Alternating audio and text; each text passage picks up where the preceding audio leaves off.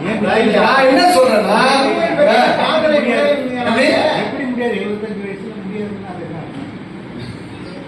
நீங்க தனியா பேசிங்க. ஏன் கணக்கு தலைப்பு மாறி போயிடும். நடுவருக்கு காதல் வருமா வராதா என்பதல்ல தலைப்பு. காதல் பாடல்களும் சமூக பாடல்களும் சிறந்தது. அப்படி கண்ணதாசனுடைய காதல் பாடல்களும் சமூக பாடலும் மிளிர காரணம் அவன் வாசித்தது இலக்கியத்தை நேசித்தது என்பதுதான் என்னுடைய தலைப்பு. வாய் ரொம்ப அழகா சொல்றார். கண்ணதாசன் எப்படிப்பட்டவன் தெரியுமா? காட்டுக்குள் தேனீக்கள் கூட்டுக்குள் வைத்ததை பாட்டுக்குள் வைத்தவன் கண்ணதாசன். அதாவது ஒரு அகச்சான்றோடு ஆரம்பிக்கிறாங்க.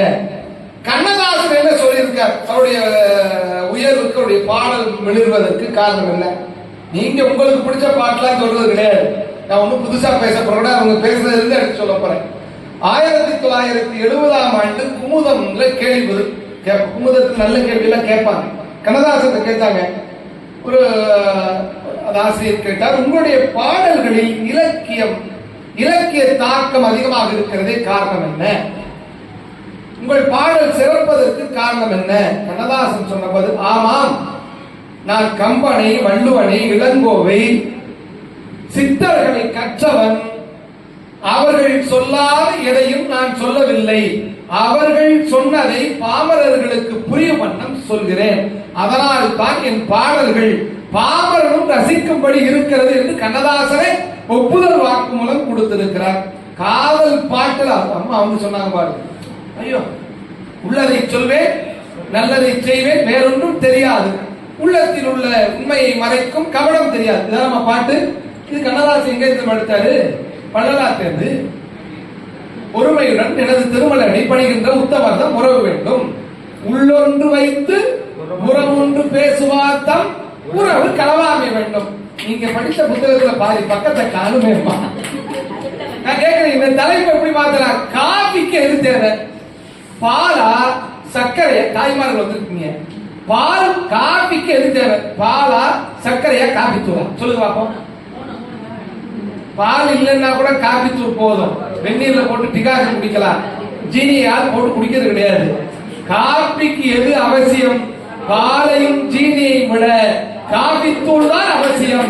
கண்ணதாசன் பாடல் மிளிர்வதற்கு காரணம் காதல் பாடலும் சமூக பாடலும் மிளிர்வதற்கு காரணம் நிச்சயமாக இலக்கிய செறிவுதான். ஒரே ஒரு பாட்டு ஆட வச்சிருப்பாரு. பாட்டு என்ன பாட்டு உங்களுக்கு தெரியும்? பெரிய இடத்தில் பெண்கிற படத்துல 2 பேர் ஆடுவாங்க பாருங்க. அதை கேட்டுங்க ஐயா ஆடுவார். கட்டோடு குழலாட ஆட ஆட, கண்ணோடு மீனாட ஆட ஆட, கொத்தோடு நகை ஆட ஆட ஆட, கொண்டாடு மயிலே நீ ஆடு. இந்த பாட்டு ரொம்ப முக்கியமான விஷயம். காதல் பாட்டு தப்புடுவார். பச்சரிசி பல்லாட பம்பரத்து நாவாட மச்சானின் மனமாட அப்படி பாடிப்பாரு. இளைஞர் கேட்டார், கல்லூரி மாணவர், ஐயா பாட ஒரு தப்பு இருக்கு என்னன்னு கேட்டாரு. இந்த பச்சரிசி பல்லாடுக்கு கதாநாயகி எழுதிக்கல, பல்லாடுச்சா அது குமரி இல்லையே கிளவிட்டார்.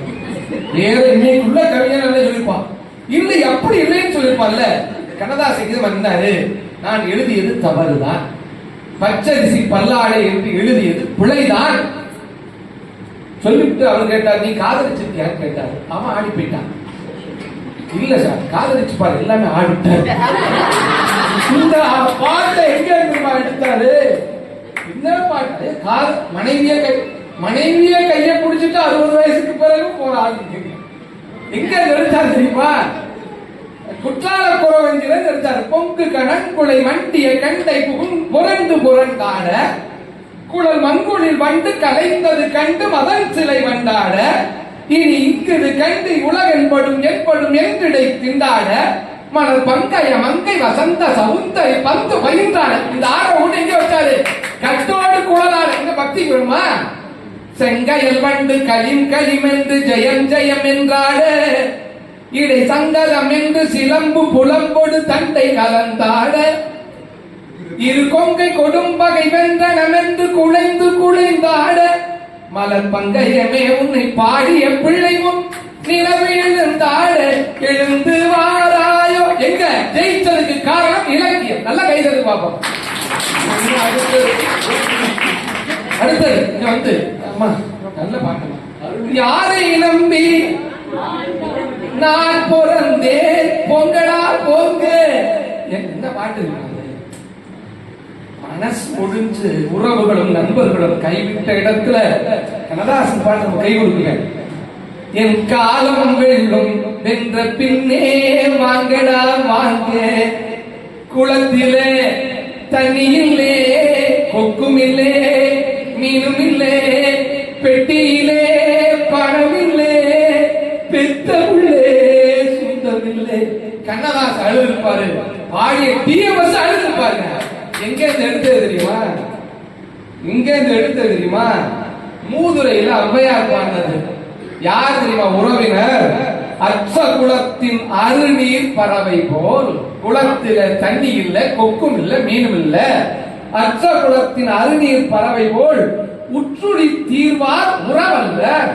அக்குளத்தில் கொட்டியும் மாம்பழும் நெய்தலும் போலவே ஒட்டி உருவார் உறவு. கம்பன மாதிரி கம்பனை கண்ணதாசன் நேசிச்ச மாதிரி யாரும் நேசிக்கிறது.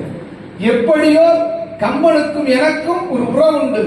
செப்புவதெல்லாம் கம்பன் செந்தமிழால் அமைவதனால் அக்காலம் அப்பிறப்பில் அழகு வெண்ணை நல்லூரில் கம்பனது வீட்டில் கணக்கு எழுதி வாழ்ந்தார்.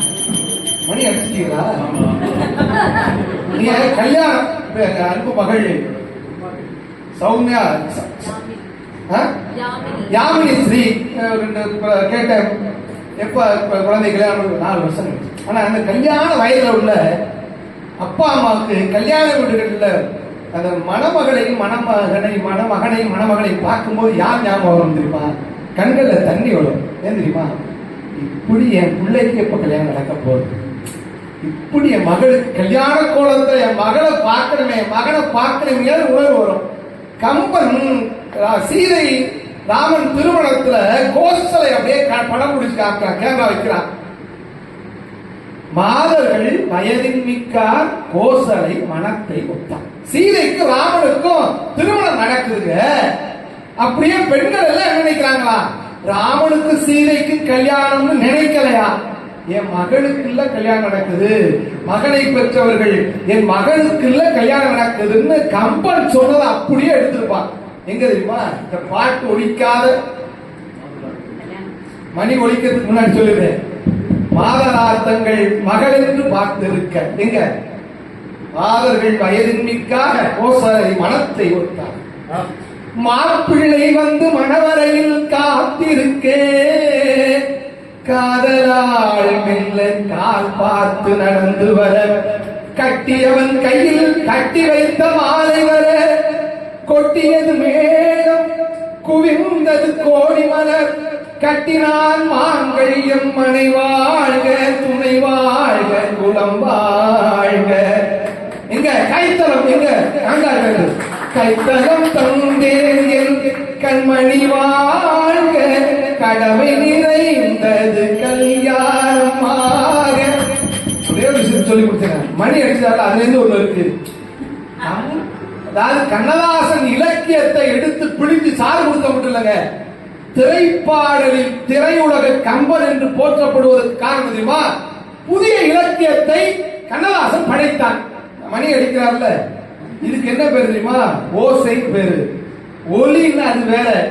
ஒழுங்குபடுத்தப்படாத ஓசைக்கு ஓசை பேரு, ஒழுங்குபடுத்தப்பட்ட ஓசைக்கு ஒலின்னு பேரு. நீங்க இருப்பாரு ஆலயமணியின் ஓசையை நான் கேட்டேன், அருள் மொழி கூறும் பறவைகள் ஒலி கேட்டேன். இதுதான் கண்ணதாசன். இன்னைக்கு இருக்கக்கூடிய கவிஞர்கள் தோற்று போவதற்கும் கண்ணதாசன் ஜெயிப்பதற்கும் ஒரே ஒரு காரணம், ஒரே ஒரு பாட்டு. இது மட்டும் சொல்லி முடிச்சாரு நேரத்தை கொஞ்சம். நீங்க ராஜபார்வைன்னு ஒரு படம், அது படமே கவிதை தலைப்புங்க. பாட பிறவியில கண்ணில்லாதவன் கமலஹாசன், அதுக்கு பாட்டு எழுதுறோம். வைரமுத்து பாட்டு எழுதியிருப்பார், நல்ல பாட்டு எழுதியிருப்பார், உங்களுக்கு தெரியும்.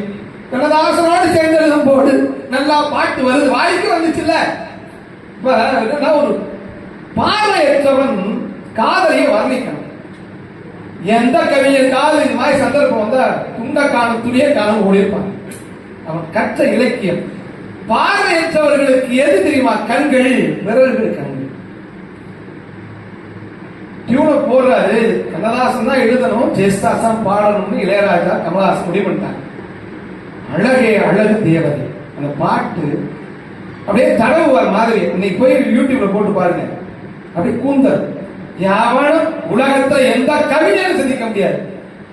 கூந்தல் வண்ணம் மேகம் போல குளிர்ந்து நின்றது. ஜெயஸ்தாஸ் போல பார்க்க முடியாது, நான் பண்ண ஒரு மாதிரி தான் இருக்கும். அப்படி கொஞ்சுகின்ற செவிகள் இரண்டும் கேள்வியானது.